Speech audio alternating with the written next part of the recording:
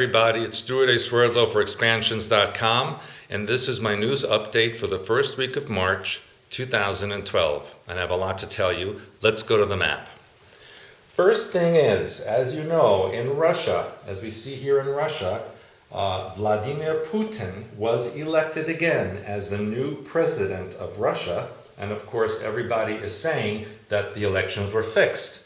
Well, why should the elections in Russia be different than they are in the US and everywhere else? Of course they're fixed, and he was placed in office because, as I mentioned, this whole area is going to become the Soviet Union again, including Kazakhstan, and Ukraine is already in there, and Belarus is already included in this whole thing. So yes, we're going to see the new Soviet Union, and Putin's election was absolutely a sign of it coming back this year in 2012. So when I did my show exactly 1 year ago in Finland, and I warned them about it, I said in about 1 year, and that has exactly come true. So hope the minister who I spoke to then realizes that I was telling her the truth. In related news, just right here on the border with Iran, you know, the Soviet Union used to encompass all of this area. And they wanted Iran to be part of the Soviet Union because then they have access to the Persian Gulf and the warm waters of the Indian Ocean. And so information's been coming out of Iran that question whether they are really a threat or not. And so they probably do have nuclear weapons. In fact, it's been reported that just 2 years ago, Iran paid North Korea $55 million to test a nuclear weapon, and that's what was recorded in the seismographs by the United States when the North Koreans tested a nuclear device for Iran, which really means Iran already has a nuclear device. So are they a threat? Well, any country that has a nuclear weapon is a threat, including the Israelis, see? But what I found interesting is Iran has the largest Jewish population in Asia after Israel does. And the Jews in Iran actually are supportive of their country and say that they live very peacefully with their Muslim neighbors, and that they are allowed to worship their religion and to have freedom as far as that's concerned. So a little different picture coming out of Iran than what we get in Western news. In addition, if we look at Egypt, Libya, Yemen, all of these countries here, Syria, are changing government as we speak.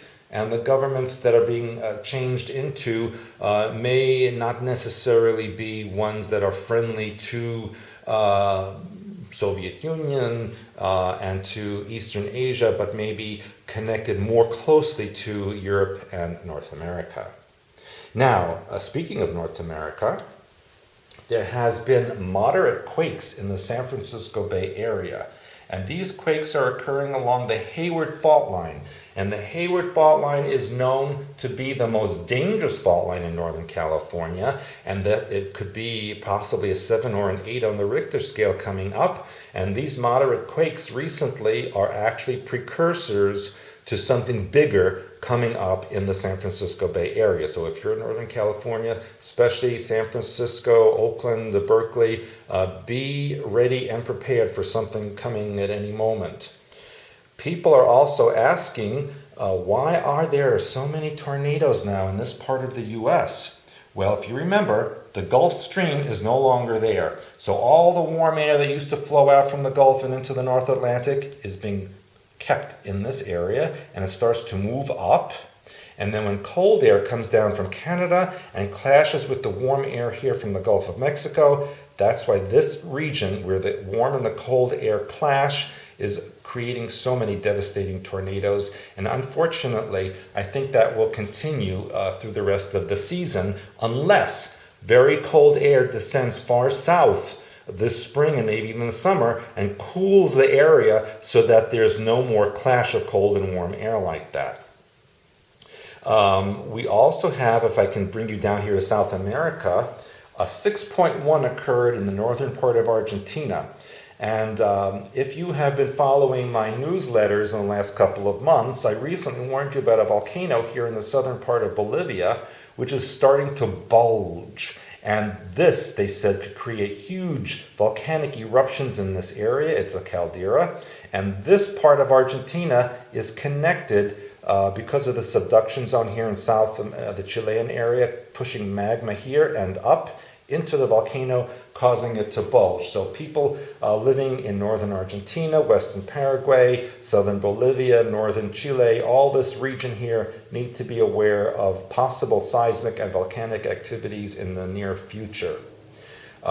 Recently, in the state of Michoacan in Mexico, which Michigan and Michoacan are closely connected, as I've talked about in my True World History, Chupacabras on the news today, killing goats, pigs, horses, cows, and it was actually witnessed by a farmer here in Michoacan who saw a fanged, winged creature biting his livestock and killing them and draining them of blood. And I will hopefully be able to provide you with a link for that story and a video where you can watch it. It's in Spanish, but it's worth watching. Another weird thing happening here in Wisconsin. In the last few years, young male college students have vanished and have been found floating in rivers and lakes dead. And just last week, a 21-year-old college student in Wisconsin celebrated his 21st birthday, left the bar, and was never seen again. And just yesterday, they found a body floating in a nearby river. What is causing these young men in Wisconsin to go missing and wind up floating in the frozen rivers and lakes? That's something that needs to be investigated. Kind of reminds me of the siren songs that the sailors on the Atlantic used to hear, and the mermaids would sing this song and then entice them to jump overboard and drown in the water. Well, maybe there's some kind of demonic entity here in Wisconsin who's luring these men to their deaths. Wisconsin and Michigan are called sister states. As you can see, they're just right next to each other. And they both have high incidence of paranormal activity, most likely from the vortex in the Great Lake area. And one other story which has something to do with the map, and that is about famous singer and teenager Justin Bieber, who decided he would like to be a young father at the age of 18. Isn't that a good role model for all of his followers? Interestingly, his own father had him when he was 17. So he has a very young father. Now, I would strongly recommend that Justin reconsider this, especially in light of him becoming a programming icon to all of the teenagers around his age. I think we have enough problems with teenage pregnancies, and we don't need someone like Justin to encourage more of that. So maybe his handlers and controllers can talk to him about that. Of course, they're probably the ones who encouraged it. But I would really strongly recommend that no one pay attention to him. So until next time, this is Stewart A. Swerdlow for expansions.com. And remember, come here in April 2012 for the most incredible seminar you ever experienced. Go to expansions.com and get the information. See you next time. Bye.